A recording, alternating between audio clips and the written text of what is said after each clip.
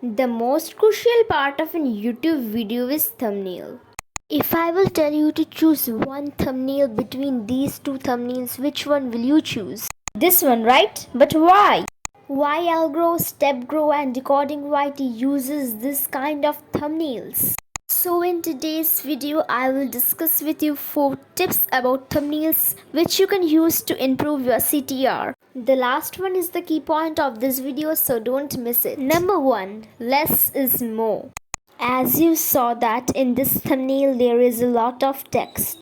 And in this thumbnail there is a few text, so you have to understand your audience. Nowadays audience doesn't have the interest to read, they just see few words of your thumbnails and decides to watch or not to watch. So just use 3 to 4 words in your thumbnails. Number 2. Font. If you have a tech channel or a gym channel, then you can't use this type of funky fonts, right? You have to use bold fonts. So you have to choose your fonts according to your category and use the same kind of fonts in every video, not many video, many fonts. Number 3. Color combination. If I will tell you to choose one thumbnail between these two colors, which one will it be?